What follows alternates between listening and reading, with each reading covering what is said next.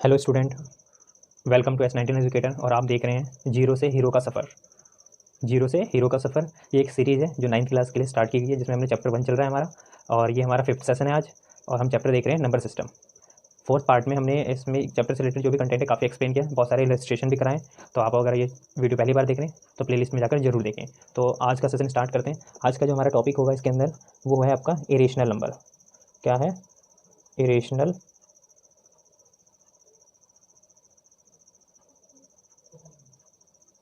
Irrational number.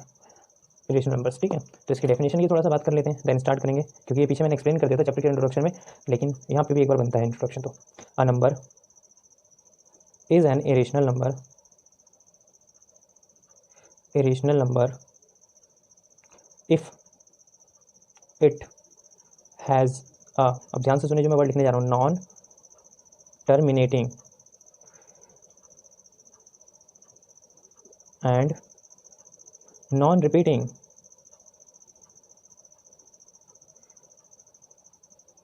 Decimal representation.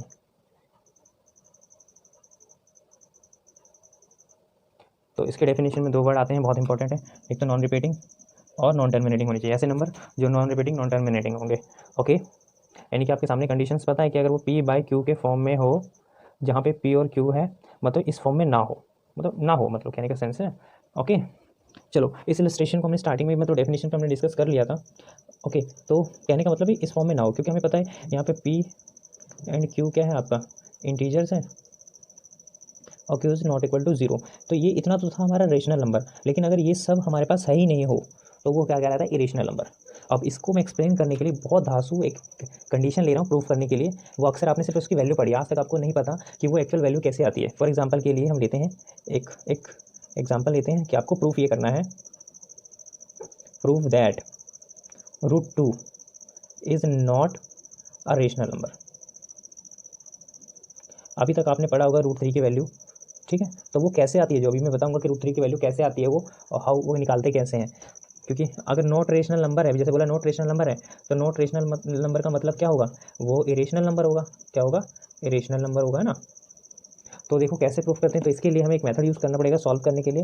उस method का नाम है square root method. Square root method में हमें करना है लॉन्ग डिवीजन मेथड। कौन सा करना है? लॉन्ग डिवीजन मेथड, जिसमें आपको ना रूट टू की जो वैल्यू होती है ना आपकी, जैसे √2 की वैल्यू आप लिखते थे ना, क्या लिखते थे? 1.142 इस तरीके से, मतलब आपकी जनरल बुक में इतना होता था, हम आगे तक हमने लिख दिया। तो ये कैसे आता है, ये कैसे आता है, हम इसको आप सिखाएंगे आज आपको। सो बड़े ध्यान से तैयार हो जाए देखने के लिए। चलो जी, स्क्वायर रूट मेथड आपको पता है 8th क्लास में आपने पढ़ा था, सब भूल गए, कोई बात नहीं, हमें ना हम कराएंगे आपको। चलो सपोज करो हमने क्या करा, यहाँ पे हमने 2 लिखा।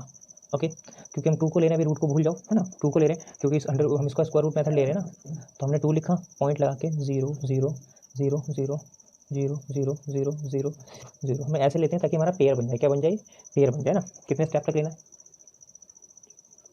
अब देखो कितने हो गए, 1 2 3 4 5,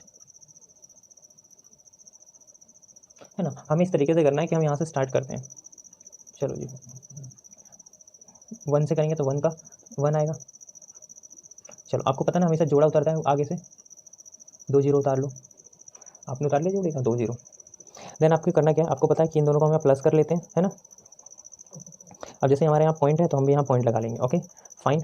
अब यहाँ पे ऐसे डिजिट लाओ, जैसे अगर आपको होगा आइडिया, एक रफ पेज यूज़ कर लेते हैं।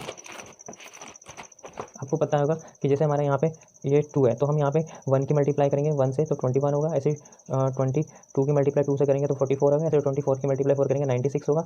ऐसे 2 5 रखेंगे तो यहाँ 5 से करेंगे तो 125 होगा। तो हमें ऐसी वैल्यू, यानी कि जो डिजिट होती है उसी के यहाँ पे पहले डिजिट से ऐसे मल्टीप्लाई करो कि कोई वैल्यू आ जाए। तो हमें चेक करना है कि हमारे यहाँ पे 100 है, तो हम इनमें से कौन से डिजिट लें जिसका 100 के नज़दीक है। देखो ये तो ज़्यादा है, ये बहुत कम है, ये बहुत कम है, ये नज़दीक है, तो हमें ये लेना है। तो आप कितनी बार में ले रहे हो? 4 बार में। कितना ले रहे हैं आप? 96। फाइन। आप माइनस करो, फिर से 2 0 का पेयर उतार लो आप, ठीक है। अब आप यहाँ पे, आपको पता है फर्स्ट देखो यहाँ पे 1 था तो हमने 1 को ऐड किया, तो यहाँ पे जो पहली वैल्यू होती है वही ऐड करते हैं। तो कितना आ गया? 28, राइट। अब 28 आ गया, तो 28 में अब 28 वन जा करेंगे तो 28 वन जा 20, मतलब 281 अगर यहाँ 1 रखते हैं तो 1 जा डबल करते हैं तो ज़्यादा बैठ रहा है तो 1 लेंगे, है ना। तो यहाँ पहले 4, यहाँ 1 लेते हैं, तो ये 1 से मल्टीप्लाई करेंगे तो 28 1 हो जाएगा। क्या हो जाएगा 28। अब इसको माइनस करेंगे तो 9, यहाँ पे 1, यहाँ पे 1। अब देखो फिर से यहाँ 1 ऐड कर दो तो क्या आएगा 2 8 2 आ गया। कोई दिक्कत, आप फिर से 2 जीरो ले लो। अब ये मुझे ऐसा पढ़ना है टेबल कि इसके कम इसके नज़दीक आ जाए। तो अगर मैं 1 रखता हूँ तो ये तो 2800 ही हो पाएगा। 2 रखता हूँ 44 और 56 हो जाएगा। अगर मैं यहाँ 3 रखता हूँ तो 28 3 नहीं 4 रख के देखते हैं एक बार। 4 रखेंगे तो 4 चौक 16 हासिल बचा एक। 4 दूनी 8 और 1 9, 8 चौक 32 का 2 हासिल बचा 3। 4 दूनी 8 और 3 11। लो इससे कम ही आया है। तो माइनस करेंगे तो माइनस करने पे यहाँ 4 0 यहाँ पे 6। ओके, तो 2 जीरो और उतार लेते हैं। फिर हम यहाँ 4 ऐड करेंगे, है ना। अब 4 से फिर इसको ऐड करो 8 2 8 2। यहाँ पे 28 28 आ गया। अब 28 28 में फिर से 2 जीरो उतार लिए। अब हम कितना चला के देखें, 28 28 है। चलो 2 बार करके देखते हैं। 28 दूनी 56 होते हैं ना। पहले ये बड़ी वाली डिजिट को पढ़ा करो, इसके नज़दीक आता ही नहीं आता, फिर अपने मल्टीप्लाई कर ले करो। अब हम इसको 2 से मल्टीप्लाई करेंगे तो देखो 2 दूनी 4 8 दूनी 16, 8 दूनी 16 हो गया, 16 का 6। ठीक है, जैसे आपने यहाँ पे 2 लगाया तो यहाँ पे आप 2 लिखेंगे, फाइन। अब इसको 2 से मल्टीप्लाई कर दो। अब 2 से मल्टीप्लाई जब करेंगे देखो 8 दूनी 16, सॉरी 2 दूनी 4 8 दूनी 16, 2 दूनी 4 1 5, 8 दूनी 16 और 2 दूनी 4 1 5, 56 56 4। कितना आ गया आपका 56 56 4। तो कुछ 56 56 4, यहाँ तो कोई दिक्कत। अब हमें इसमें से माइनस करो तो माइनस करेंगे तो यहाँ बचेगा 6 और यहाँ बच जाएगा हमारा कितना बचेगा 3, यहाँ पे 8, यहाँ 3, है ना 8, ये बच गया। 2 जीरो फिर से उतार लो। चलो अगले स्टेप पे चलते हैं। अगले स्टेप में हम ये डिजिट फिर से उतार लेते हैं 3 8 3 6 0 0। हमने ये स्टेप उतार लिया। अब यहाँ पे हमारे अगले स्टेप के लिए आपको पता है यहाँ पे अगर मैं वैल्यू ऐड कर दूँ तो पहले 2 ऐड करेंगे। तो 2 ऐड करने पे कितना होगा 4 8 2 8 2 28 28 4 आ जाएगा। क्या आएगा 28 28 4। अब यहाँ पे हमें टेबल में ऐसा पढ़ना है कि हम यहाँ पे एक ऐसी वैल्यू ले लें। तो अब यहाँ पे 20 28 है 38 है तो एक बार ही पढ़ा जा सकता है। तो 28 28 4 1 माइनस कर लेते हैं। जब हम इसको 28 28 4 1 को माइनस करेंगे 10 में से 1 गया 9, 9 में से 1 गया 5 और यहाँ पे बचेगा 7 7 5 9 हो गया। यहाँ पे 0, यहाँ पे भी 0 और यहाँ पे 1। 2 जीरो फिर से उतार लेते हैं और इस वाले में 1 ऐड करेंगे तो 28 28 4 2। अब देखो 28 दूनी 56 56 4 4 तो जाएगा नहीं तो 3 करके देखते हैं। अब 3 से इसकी मल्टीप्लाई करेंगे, है ना। 28 28 4 2 3 28 28 4 2 3। अब इसको 3 से करो 3 3 9 3 3 2 6 3 चौक 12 8 से 24 1 25 3 दूनी 6 1 7 8 या 24 3 दूनी 6 1 7 तो 7 और 1 8। ठीक है, कितना आ गया 8 4 8 5। एक मिनट मुझे लग रहा गलती हुई। 3 3 9 3 2 6 4 3 12 तो 24 25 26 यहाँ 8 आएगा ना।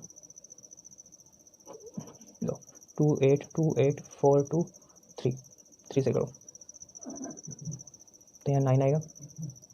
3 2 6 4 दिया आपका 12 एक बचा 8 से 24 और 1 25 3 दूनी 6 और 2 8 8 दिया 8 से 24 3 दूनी 6 और 2 8 8 4 8 5 2 6 9 आ गया, है ना। अब इसको लिख लेते हैं इसके नीचे, पीछे से लिखते हैं 6 9 फिर क्या था 2 5 सॉरी 5 5 2 8 4 8। ओके, अब हम जब इसको माइनस करते हैं तो देखो 1 यहाँ पे 3 यहाँ पे बचेगा 6 यहाँ पे बचेगा 0 यहाँ पे 9 ओके यहाँ पे 5 यहाँ पे 1। अब हमें फिर से करना पड़ेगा तो चलो जी 3 से करते हैं तो आएगा देखो 2 8 2 8 4 2 6। ओके, तो आपका इस तरीके से अब आप क्या देखो 28 है और यहाँ पे फिर से 2 जीरो ले लो तो मतलब इस तरीके से हमारा यहाँ पे बढ़ता जा रहा है। तो अगर मैं इनकी सारी वैल्यू लिखूँ कि अभी हमारे पास जो 2828 तक वैल्यू आई है, अभी हमने लास्ट मल्टीप्लाई किससे करी है 3 से करी है। तो देखो अभी हमने जो यहाँ पे किया यहाँ तक 3 तक पहुँचा है तो देखो इस तरीके से पहुँच रहा है। तो इसका मतलब हम इसको ऐसे लिख सकते हैं कि √2 = 1.414213 इस तरीके से आपका चल रहा है ना। तो अब ये स्टॉप तो नहीं हो रहा है, हाँ यहाँ पे ख़त्म तो नहीं हो रहा है ना। तो इसका मतलब ये हुआ कि the decimal the decimal representation of √2 is neither terminating non-repeating, hence it is not a rational number। और बताया था जब रेशनल नंबर नहीं है तो इरेशनल नंबर है। ठीक है, तो ये तो हो गया आपका, क्योंकि मैंने बोला था कि आपके लिए सेम इसी तरीके से आप d/s में √3 का करना है आपको। किसका करना है? √3 भी सेम इसी तरीके से निकालोगे तो आपका निकल जाएगा। तो जितनी भी रूट की वैल्यू रहती है वो आप इसी तरीके से निकालते हैं, लेकिन आप एग्जाम में तो सिर्फ आप इतना रट लेते हो ना, ये वाली वैल्यू इतना, आप इतना रट लेते हो यहाँ भी, इतना रट लेते हो कि हाँ √2 की वैल्यू ये, तो एक्चुअल पता होना चाहिए ना कि किस मेथड से निकाल रहे हैं। ओके फाइन, तो ये तो वैल्यू हो गई, साथ में हमने इसमें ये भी कर लिया। अच्छा, इसी का एक सेकंड मेथड होता है जिसको हम अल्टरनेट मेथड लिखते हैं। अल्टरनेट मेथड में एक मेथड और होता है जिसके जरिए मैं √2 को रेशनल नंबर प्रूफ कर पाऊँ। तो जैसे क्वेश्चन था कि आपने इसी को ऐसे मान लेते हैं, लेट √2 इज़ हमें इरेशनल प्रूफ करना, हमने मान लिया रेशनल, हमेशा रिवर्स मानते हैं, रिवर्स मान लेंगे रेशनल नंबर। हमने क्या मान लिया? ये रेशनल नंबर है, हमने इसको रेशनल नंबर मान लिया। तो रेशनल नंबर अगर होती है कोई भी चीज़ तो उसकी प्रॉपर्टी क्या कहती है कि वो P/Q के फॉर्म में होगा। तो हमने इसके इक्विवेलेंट P/Q लिख दिया, क्योंकि हमने इसको ये माना है तो हमने इसके इक्विवेलेंट P/Q लिख लिया। और जब हम P/Q लिख रहे हैं तो हमें यहाँ रीज़न देना पड़ेगा कि where P and Q are integers having no common factor and Q is not equal to 0। ये आपकी कंडीशन है पहली, है ना। तो इसमें इतना बताया गया है। अब इसके बाद अगर ये ऐसा है फिर हम करेंगे स्क्वायरिंग बोथ साइड। यहाँ पे लिखो स्क्वायरिंग बोथ साइड। आप एक काम करो, इधर भी स्क्वायर कर दो, इधर भी स्क्वायर कर दो। चलो करते हैं। जब हम इधर स्क्वायर करेंगे ऐसे और इधर करेंगे इस तरीके से, तो यहाँ पे रूट हो जाएगा, यहाँ पे हो जाएगा P² अगर हम इनको क्रॉस मल्टीप्लाई कर देते हैं then P² is equal to हो जाएगा 2Q², ये हो जाएगा फाइन। तो अगर मैं ऐसे लिखूँ कि अगर मैं आपको कंडीशन दूँ और मैं बोल रहा हूँ P² is an even integer, क्या बोल रहा हूँ मैं? Even integers. अगर ये इवन इंटीजर्स है, क्या है ये? इवन इंटीजर्स है। तो अगर ये इवन इंटीजर, अगर ये है P² तो इसका मतलब ये हुआ कि P भी इवन इंटीजर होगा।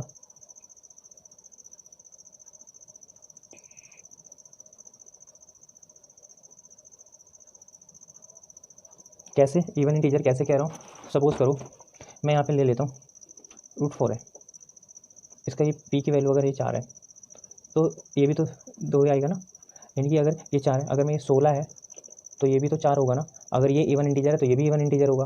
ओके, तो मैं इस तरीके से अगर मानो कि अगर ये इवन इंटीजर है तो आपको ये मानना, तो ये भी कंडीशन में ये भी इवन इंटीजर होगा। ओके, क्यों होगा उसका रीज़न बता देते हैं। उसका रीज़न मैं यहाँ पे एक्सप्लेन कर देता हूँ इस साइड, क्योंकि आप ऐसे लिखोगे ना कि Q² is equal to P²/2। तो इसका मतलब ये हुआ कि अगर ये Q² की वैल्यू जो है वो P² को 2 से डिवाइड करती है तो ये क्या करेगा, यहाँ पर P को भी तो 2 से डिवाइड करेगा। ठीक है, कहने का मतलब ये है कि अगर यहाँ पे कोई स्क्वायर वाली वैल्यू को अगर ये डिजिट डिवाइड कर रहा है तो ये उस नंबर को भी डिवाइड करेगा। फाइन, तो ये इसकी कंडीशन बोल रहा है। तो इसमें हम आगे करते हैं लेट। अब हम एक कंडीशन मान लेते हैं कि हमने माना P is equal to 2m। क्या माना? P is equal to 2m, और ये आपके यहाँ फर्स्ट इक्वेशन हो गई थी। ओके, तो हमने P is equal to 2m। अब के बाद जो हमारी फर्स्ट इक्वेशन है उसमें P की जगह पे 2m रखना है। तो पहली इक्वेशन आपकी है P² is equal to 2Q² थी ना, तो P की जगह आप 2m लिखो।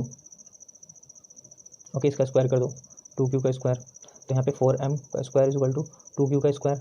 इससे इसको कट करो, 2 आ गया, तो m² इज इक्वल टू आएगा Q²/2, है ना। तो यहाँ पे आएगा, तो यहाँ पे हम बोल रहे हैं कि Q² इज इवन इंटीजर। अब की बार हमने इसको भी कहा है कि ये भी इवन इंटीजर है, तो Q is also even integer.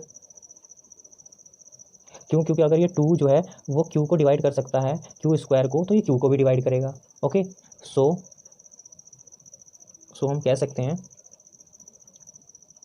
Both P and Q are हमारे क्या है? इवन इंटीजर्स है। क्या है ये? इवन इंटीजर्स है। ठीक है, अगर ये इवन इंटीजर्स हैं तो therefore have a common factor 2, क्योंकि इसमें अगर इवन इंटीजर है तो 2 उसका कॉमन फैक्टर है, बट दिस कॉन्ट्राडिक्ट्स, क्योंकि हमें तो हमने तो उसको कहा था कि वो इसका पी अपॉन क्यू है, लेकिन हमें तो यहाँ पे कोई कॉमन फैक्टर नहीं मिल रहा है ना, तो हमें कॉन्ट्राडिक्ट्स मिला, यानी कि हमने जो एज्यूम किया था वो हमारी बातें जो थी वो गलत थी। क्या थी वो? यहाँ पर गलत थी। तो हैव नो कॉमन फैक्टर,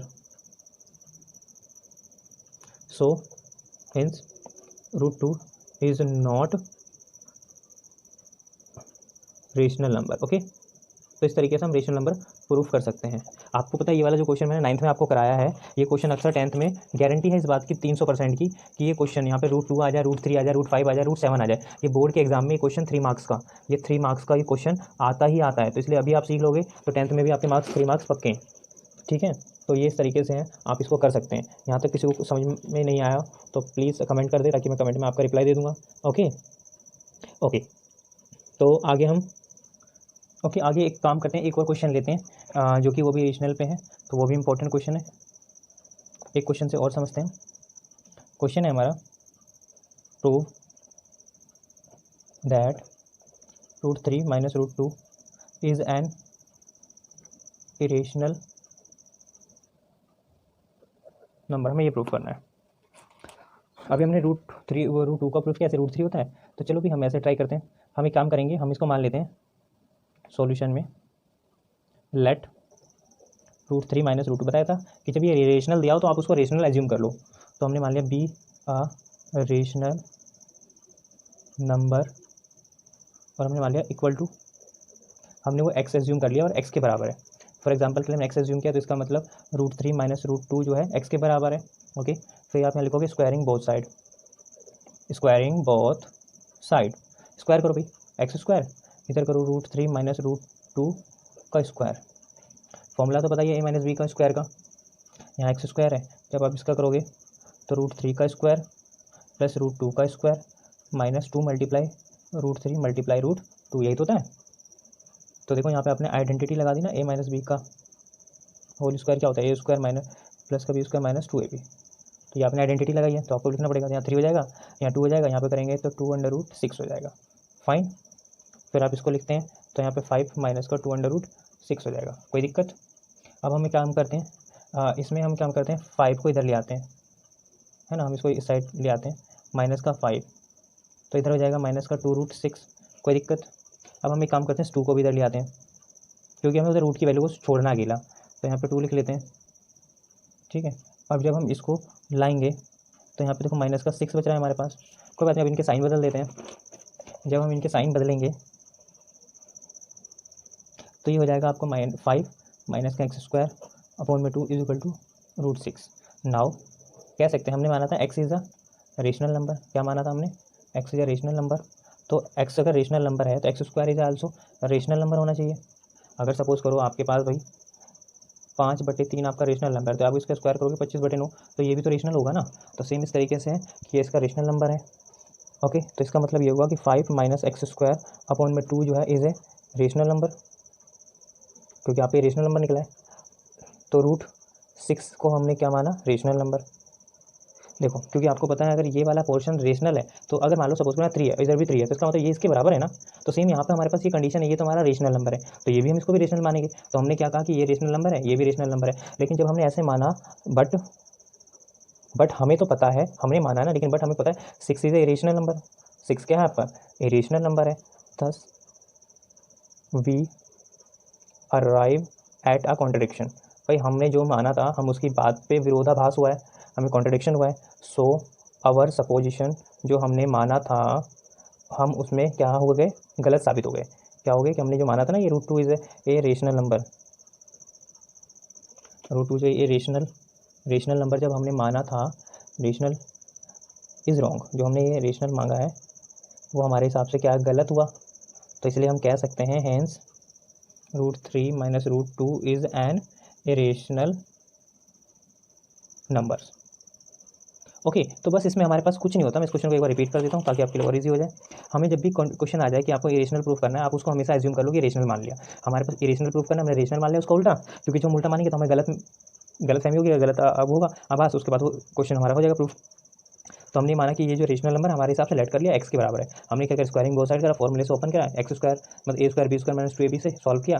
इससे देखो, इससे आपका रूट कट गया, इससे आपका ये कट गया। कटने के बाद आप तो 3 + 2 माइनस का 2√6 ये हो गया। इन दोनों को ऐड किया। अब हम क्या करेंगे, 5 को उधर ले गए, फिर 2 को ले गए। अब यहाँ माइनस का बचा है। अब हम क्या करेंगे, जब यहाँ 2 बचा हमारे पास, उसके बाद हम अगले पेज पे देखते हैं। अब हमारे पास इस कंडीशन में हमने के साइन चेंज करने के लिए उल्टा कर दिया, तो माइनस साइन हट गया। अब आपको पता है ये आपका रेशनल है, तो एक्स स्क्वायर भी आपका, जब ये एक्स स्क्वायर आ गया, ये आपका रेशनल है, एक्स को आपने रेशनल माना, तो एक्स स्क्वायर जहाँ कहीं भी होगा वो रेशनल ही होगा। तो ये पूरा रेशनल है। अगर ये पूरा रेशनल है तो इसका मतलब ये बराबर का निशान है, तो ये भी रेशनल होगा, तो हमने भी मान लिया रेशनल। लेकिन हम तो जानते हैं कि √6 को क्या मानते हैं, रेशनल नंबर। अगर हम √6 को रेशनल नंबर मानते हैं तो जो भी हमारी कॉन्ट्रडिक्शन हमारा सुपरपोजिशन था वो हमारे हिसाब से रेशनल नंबर गलत साबित हुई है। तो अगर वो रेशनल नंबर नहीं है तो हमारा क्या कहलाएगा, वो इरेशनल नंबर। ओके, तो ये क्वेश्चन बहुत इंपॉर्टेंट है, और ये आपके 9th में तो आते ही आता है, साथ में 10th क्लास में 3 मार्क्स का क्वेश्चन है। ये इंपॉर्टेंट है, ये क्वेश्चन 3 मार्क्स में आता ही आपके एग्जाम में। 9th में तो आएगा ही आएगा, साथ ही बोर्ड के एग्जाम में भी आएगा। तो ये हमारा इरेशनल नंबर का कंसेप्ट यहाँ पे क्लियर हो जाता है। अगर किसी को कोई डाउट हो तो प्लीज़ पूछे, ठीक है। और मिलते हैं आपको नए सेशन में। So thank you so much watching and connecting with us. Bye bye, have a good day.